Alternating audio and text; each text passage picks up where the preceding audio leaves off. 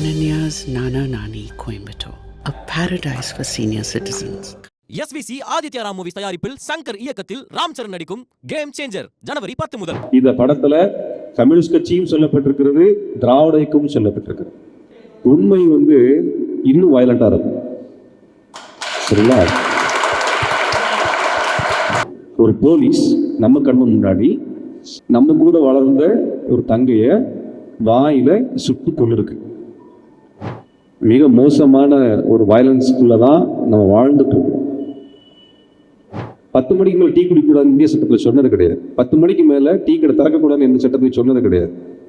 அப்போ இந்த வயலன்ஸுக்குள்ள நம்ம இன்னைக்கு நின்றுட்டு இருக்கிறோம். இன்னைக்கு ஹெல்மெட் போடலை அப்படின்னா அந்த போலீஸ்காரன் முன்னாடி நம்மளால கையை கட்டி பவியமாக நிற்கிற பசங்க பார்க்குறோமா இல்லையா? அது மிகப்பெரிய குற்றமாறு, கொலை குற்றமாறு, அது ஒரு விதிமீறல். அவ்வளோதான். வெள்ளக்காரன் காலத்தை விட மோசமான ஒரு அடக்குமுறை, வயலண்டான ஒரு அரசாங்கத்துக்கு கீழே வாழ்ந்துட்டு இருக்கும். முள்ளிவாய்க்கால் வெள்ளைக்குடியோடு வந்தவங்களை முட்டி முடச்சு சுட்டு கொண்டதை நம்ம பார்த்தோம், வீடியோவை பார்த்தோம். இந்த படத்தில் காமிக்கிறார் நேரடியா. இப்போ நேற்றுக்கு அண்ணாமலை போராட்டம் நடத்தியிருக்கிறாரு, அவரை அரெஸ்ட் பண்ணி கொண்டு போயிருக்கிறாருன்னு சொல்லி கொண்டு போயிருந்தேன். எங்கேயும் போராட்டம் அரெஸ்ட் பண்ணி கொண்டு போகிறப்ப இந்த பழைய பஸ்ஸை கொண்டு வருவாங்க, பல்லவன் பஸ், கவர்மெண்ட் பஸ்ஸு, பழைய பஸ் வரும். அந்த பஸ் எங்கெல்லாம் கூட்டு போயிருக்கிறாங்க. ஆனால் அண்ணாமலைக்கு நேற்றுக்கு ஆம்னி பஸ்ஸில் கூட்டு போயிருக்கிறாங்க. இதுல ஒரு விஷயம் என்னன்னா, இந்த 7 வருஷத்துக்கு நீங்க பழைய பஸ்ல கூட்டிட்டு போறப்ப அந்த பழைய பஸ்ல கண்ணாடி விழுந்து உடஞ்சிருச்சு. நாங்க ஏறின சமயத்துல விழுந்து உடஞ்சிருச்சு. உடனே பப்ளிக் ப்ராப்பர்ட்டி, பொது சொத்தை சேதம் விளைவித்ததாக வழக்கு போட்டு சிறையில் அடைச்சி குற்ற சட்டம் போட்டு 7 வருஷமா கேஸ் நடத்தினாங்க. கடைசியில் பார்த்தா நீதிமன்றத்தில் சொல்றாங்க, உடஞ்ச கண்ணாடி வந்த பஸ் நம்பர் வேற, இவங்க ஏறின பஸ் நம்பர் வேறன்னு சொல்லிட்டாங்க. இதுதான் யதார்த்தமான நிலைமை. அதெல்லாம் படத்துல ரொம்ப நுணுக்கமாக அது காமிச்சிருக்கிறாங்க. அந்த படத்தை குறைஞ்சபட்சம் 2-3 தடவை பார்த்தீங்கன்னா ஒரு போராட்டம், போராளி வாழ்க்கை, கோட்பாடு, கொள்கை இதெல்லாம் அவங்க அளவா தெரிஞ்சுக்கலாம். இந்த திரைப்படம் குறித்து உரையாடல் நடத்துறதுக்கு பல இடங்களில் தேடி இடத்துக்காக பல அரங்குகளை பார்த்து இறுதியாக ஒரு சரியான இடத்திற்கு வந்து சேர்ந்திருக்கிறோம். அது பாலுமகேந்திராவுடைய ஸ்டுடியோ. வெற்றிமாறன் அவர்களுடைய இந்த திரைப்படத்தை பாலுமகேந்திரா ஸ்டுடியோவில் நடத்துறதை விட வேற எங்கேயும் நம்ம சிறப்பாக நடத்திட முடியாது. பாலுமகேந்திராவுடைய மாணவன் அவருடைய திரைப்படத்தை இந்த அரங்கத்தில் ஒரு உரையாடலாக நடத்துறதே ஒரு பெரிய மகிழ்ச்சி. விடுதலை படத்தை நான் பார்த்த பொழுது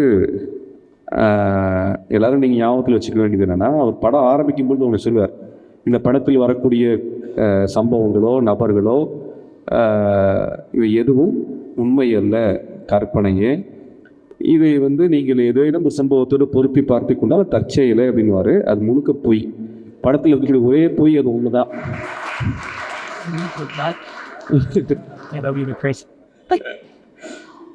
படத்தில் அந்த ஒரு பொய் தான் சொல்லியிருக்கிறாரு. மற்றபடி படம் முழுக்கவுமே நம்ம தமிழ்நாட்டுடைய கடந்த 60 ஆண்டு கால வரலாறை 60-80 ஆண்டு கால வரலாறை ஒரு திரைப்படமாக ஒரு 2.5 மணி நேரத்துக்குள்ள சுருக்கி கொடுத்துருக்கிறாரு. இந்த 80 ஆண்டு கால அனுபவம் நம்மளுக்கு இருக்கக்கூடிய அனுபவங்கள் இருக்குல்ல, பல சம்பவங்களில் நம்ம பார்த்த அந்த அனுபவங்கள் இந்த படத்தில் பல்வேறு காட்சிகளோடு நமக்கு பொருத்தி போகிறத நம்மளால் தவிர்க்கவே முடியாது. தமிழர்களுடைய வாழ்க்கை எப்படி இருந்தது, ஒரு விவசாய கூலியாக நம்ம எப்படி இருந்தோம் அப்படிங்கிறத அந்த படத்தில் நம்ம உணர முடியும். தொழிலாளியாக எப்படி தமிழர்கள் இருந்தார்கள் அப்படிங்கிறத உணர முடியும். நமக்கு வாய்த்த அரசியல்வாதிகள் எப்படி இருக்காங்க அப்படிங்கிறதையும் நம்ம படத்தில் பார்க்க முடியும்.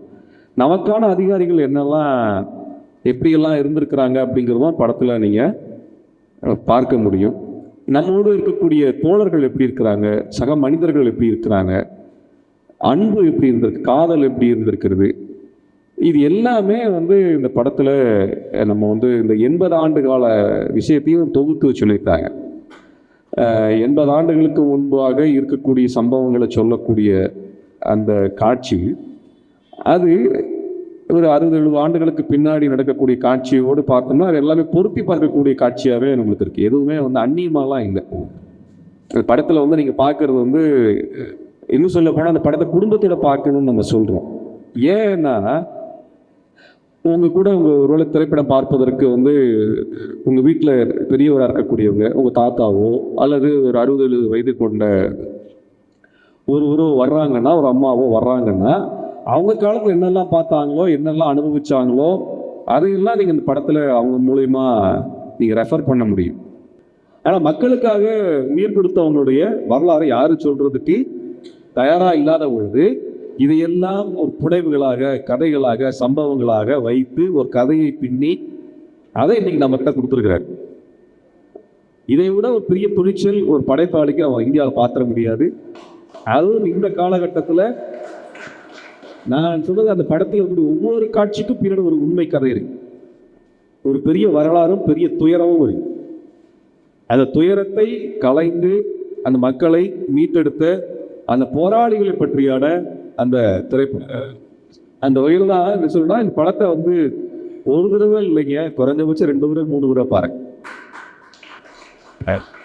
2 தடவை 3 தடவை அந்த படத்தை வந்து நீங்கள் பார்த்தே ஆகும். அப்போ தான் வந்து அந்த படத்தில் பல நுணுக்கமான காட்சிகள் வந்து சகிக்கப்படும். ஏன்னா படத்தை காட்சியை கூட சொல்லிட்டு போக முடியாதுல்ல, இல்லைங்களா? ஆனால் வந்து படத்தில் வந்து ஒரு தொழிற்சங்கத்துக்குள்ளார சங்கம் உருவாக்குறதுக்கு எவ்வளோ கஷ்டப்பட்டாங்க, விவசாயிகளை சங்கமாக மாற்றுறதுக்கு என்ன கஷ்டப்பட்டாங்க. 2 பாடம் இருக்கு, 2 பெரிய வரலாறு. இந்தியா தமிழ்நாட்டில் தொழிற்சங்கம் உருவான வரலாறு என்பது பெரிய 100 ஆண்டு கால வரலாறு. அதில் அதை வந்து காமிச்சிருப்பாங்க. விவசாய சங்கம் உருவாக்குனது யாருன்னால் அதில் வந்து நீங்கள் கிஷோர் கேரக்டர் வந்து கரெக்டாக அந்த இடத்துல கொண்டு வந்து வச்சுருப்பாங்க. கிஷோர் கேரக்டர் வந்து கேகேங்கிற அந்த கேரக்டர் வந்து பெருத்தோட ராஜ் சங்கீதம் சொல்லுவார், விரிவாக சொல்லுவார். தமிழ்நாட்டுக்குள்ளார கம்யூனிஸ்ட் கட்சியை கட்டிய பிஎஸ்ஆருடைய வரலாறு சொல்லுவார். நீ கம்யூனிஸ்ட் கட்சி வரலாறு படிக்கணும்னா அதில் தான் நீங்கள் படிக்க முடியும், அதில் தான் நீங்கள் ஆரம்பிக்க முடியும். சிங்காரவேலன்னு ஆரம்பித்து வர முடியும். இப்போ படத்தில் வந்து பிடிச்ச விஷயம் வந்து என்னென்னா, நிறைய நம்ம ஊரில் வந்து ஒரு தத்துவத்தை பற்றி பேசுகிறாங்க, இன்னொரு தத்துவத்தை எதிராக நிறுத்துவாங்க. ஒரு கட்சிக்காரங்களை பற்றி பேசணும், ஒரு கட்சிக்காரங்களை எதிராக நிறுத்துவாங்க. ஒரு போராட்ட இயக்கத்தை பற்றி பேசணும், ஒரு போராட்ட இயக்கத்தை பேசாமல் போயிடுவாங்க. ஆனால் இந்த படத்தில் கம்யூனிஸ்ட் கட்சியும் சொல்லப்பட்டிருக்கிறது, திராவிட இயக்கமும் சொல்லப்பட்டிருக்கிறது. 2 பேருமே போராடினார். உண்மை வந்து இன்னும் வயலண்டாக இருக்கும், சரிங்களா?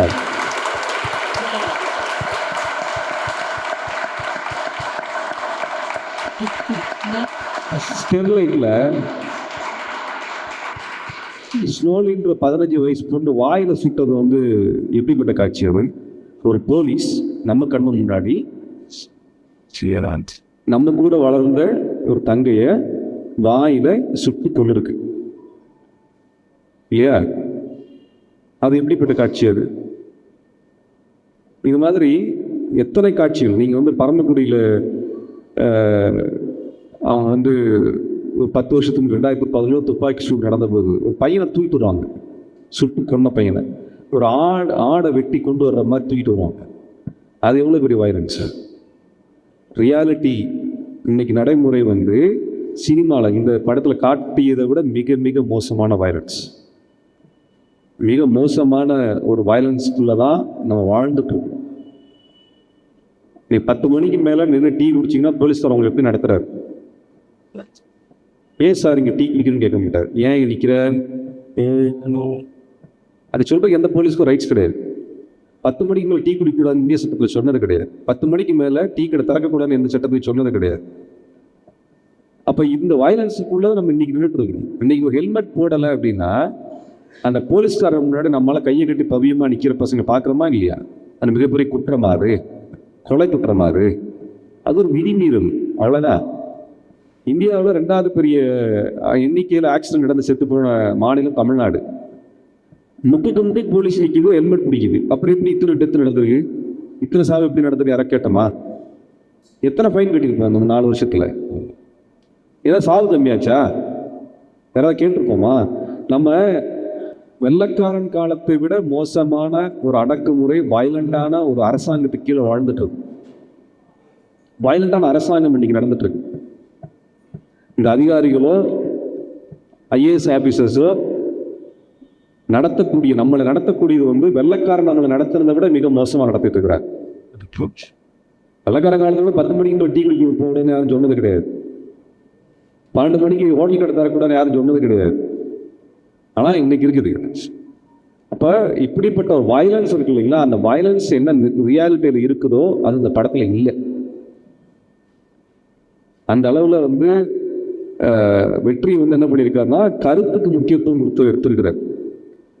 இதுவே வந்து நீ கமர்ஷியலாக பண்ணணும்னா எப்படி சுட்டாங்க, எங்கே குண்டு உள்ளே போச்சு, ரத்தம் எப்படி வெளியே பீச்சு அடிச்சுது அப்படின்னு சொல்லி கேமரா வரைக்கும் ரத்தத்தை காமிச்சிருக்க முடியும். அப்படின்லாம் அவர் காமிக்கவே இல்லை. அந்த இது காமிக்கல. ஆனால் அரசாங்கம் எவ்வளவு பெரிய வன்முறையாக இருக்குதுன்னு காமிச்சிருக்காரு படத்தில். ரத்தமே காமிக்காம வயலன்ஸ் காமிச்சிருக்காரு. யோசிச்சு பாருங்க, அந்த படத்தில் அந்த அதிகாரி மேலே உட்காந்து சொல்றாரு, இந்த போலீஸ் ஆஃபீஸர் காண்டா அந்த மக்கள் எந்த ஜாதியாக இருக்கிறாங்களோ அந்த ஜாதியில் ஒரு ஆளை முடிச்சு போடுன்றார். நீங்கள் நடக்குதா இல்லையா? ஊரில் எல்லா ஊர்லேயும் தான் நடக்குது. அந்த சமூகத்தில் இருக்கக்கூடிய போராட்டம் நடக்குதா, அந்த ஜாதிக்கார ஆஃபீஸரை போடு, அந்த ஜாதிக்கார போலீஸ்காரரை அனுப்பு, அந்த ஜாதி அதிகமாக இருக்க ஒரு ரெஜிமெண்ட் அனுப்புங்கிறது நடந்துட்டு தான் இருக்குது. படத்தில் ஒரு காட்சியில் அழகாக வந்து அதை வந்து சொல்லிடுது. இன்றைக்கி நடக்கக்கூடிய வயலன்ஸு அந்த இந்த படத்தில் இருக்கக்கூடிய மூஞ்சில் அடிக்கக்கூடிய உண்மை வந்து நம்ம நேரடியாக எதிர்கொண்டு இருக்கிறது. ஆனால் மருந்தியவர்கள் ஓவியர் மருதவி சொன்னது மாதிரி இது எதுவுமே பொது தளத்தில் விவாதிக்கப்படாத விஷயங்கள், பொது தளத்தில் துணிஞ்சு சொல்லப்படாத ஒரு விஷயங்கள். அதில் அந்த அவர் வந்து இந்த சீஃப் செக்ரட்டரி காமிக்கிறார். இது சீஃப் செக்ரட்டரி படத்தில் வந்ததே கிடையாது எந்த படத்துலையுமே. எந்த திரைப்பட தமிழ்நாட்டினுடைய திரைப்பட இந்திய திரைப்பட உலகத்தில் வரலாற்றிலேயே அந்த மாதிரி ஒரு சீஃப் செக்ரட்டரி கேரக்டர் காமிச்சிருக்கவே மாட்டாங்க. அதில் அவர் வீட்டோட காமிச்சு அதில் வந்து புழக்கரை வரை வச்சிருக்கிறாரு. அது அதாவது இந்திய அரசாங்கத்தினுடைய வீடு அப்படின்னு ஒரு பாலடைஞ்ச வீட்டை தான் காமிச்சிருக்காரு. உள்ளுக்குள்ளே வேற மாதிரி இருக்குது. ஆனால் வந்து ஒரு வீட்டுக்குள்ளார ஒரு சேர்ல உட்காந்து ஒரு ஃபேனை வச்சுட்டு ஒருத்தனை சுடணுமா வேண்டாமா, ஒருத்தர் கொள்ளணுமா வேண்டாமா, ஒருத்தர் பதவி உயர்வு கொடுக்கணுமா வேண்டாமா, ஒருத்தர் தண்டனிக்கணுமா வேண்டாமா, ஒரு முதலமைச்சருக்கு எதை சொல்லணும், ஒரு பத்திரிகையில் எது செய்தியாக வரணும், ஒரு பத்திரிகைக்காரனை அரெஸ்ட் பண்ணணுமா வேண்டாமா, எல்லாத்தையும் ஒரு மனுஷன் முடிவு பண்ணுறார். அவர் முதலமைச்சர் கிடையாது, அவர் அமைச்சர் கிடையாது, எந்த கட்சிக்காரனும் கிடையாது. அப்போ இந்த நபரை பற்றி இதுவரைக்கும் எந்த திரைப்படத்தில் வந்திருக்கானால் இதுவரைக்கும் வரல. அவர் அங்கே சொல்கிறாரு பத்திரிகைகள் செய்தி வரல, அங்கே சொல்கிறாரு செய்தி இருந்த பத்திரிகையாளர் அரெஸ்ட் பண்ணுறாங்க, அங்கே அவர் சொல்கிறாரு இவர் கொண்டு போய் வேறு கேம்பில் மாற்றுறாங்க, அவர் அங்கே சொல்கிறாரு வாத்தியாரை சுட்டுக் கொள்கிறாங்க. அவர் சொல்கிறார் கடைசி என்ன சொல்கிறாரு, பெருமாள் என்ன ஆனாலும் நம்ம சொல்ல வேண்டாம், தலைவர் வருவாருன்னு அந்த மக்கள் கடைசி வரைக்கும் உண்மையான தலைவரே கிடைக்காம அந்த மக்கள் போராட்டத்துக்கு வராமல் போயிடும். இன்னைக்கு அதுதான் ஈழ போராட்டத்தில் தேசிய தலைவர் வருவாருன்னு சொல்லி இன்றைக்கு வரைக்கும் ஏமாற்றப்பட்டோம். அது வந்து இதெல்லாம் இன்னைக்கு நம்ம நிகழ்காலத்தில் நம்ம சந்திக்கக்கூடிய வன்முறைகள். இந்திய அரசாங்கம் வந்து பிரபாகரன் அவருடைய டெத் சர்டிஃபிகேட் கொடுக்கல, இலங்கை வந்து டெத் சர்டிஃபிகேட் இஷ்யூ பண்ணலாம் சொல்லி நம்மளை என்ன பண்ணாங்க, அடுத்த ஒரு இயக்கமே வராமல் அடுத்த மக்கள் போராடாமல் தடுத்து நிறுத்தி வச்சிட்டாங்க. அதுக்கப்புறம் அவங்க வருவாங்க இவங்க வருவாங்க பல கதைகள் நம்ம இன்னைக்கு எதிர்கொண்டுட்டு இருக்கிறோம், அது வேறு விஷயம். ஆனால் இதை இந்த படத்தில் காமிக்கிறாரு, சொல்கிறார். அதில் வெள்ளைக்கொடியோடு வந்து கைதானவர்களை என்ன பண்ணுறது, முள்ளிவாய்க்கால் வெள்ளைக்கொடியோடு வந்தவங்களை முட்டி முடச்சி சுட்டு கொண்டதை நம்ம பார்த்தோம், வீடியோவை பார்த்தோம். இந்த படத்தில் காமிக்கிறார் நேரடியாக வெள்ளைக்கொடியோடு வர்றவர்களை சுட்டுக் கொள்றாங்க. அது அரசாங்கத்துக்கு எந்த சட்டமும் கிடையாது, அரசாங்கத்துக்கு எந்த விசாரணையும் கிடையாது. அது கற்பனை அதிகாரி அதே ஜீப்பில் தான் உட்காந்துருப்பார். ஆனால் நேர்மையாக நடந்து கொண்ட வாத்தியார் கொலை செய்யப்படுவார். அந்த படத்தில் காமிச்சிருக்கிறார்.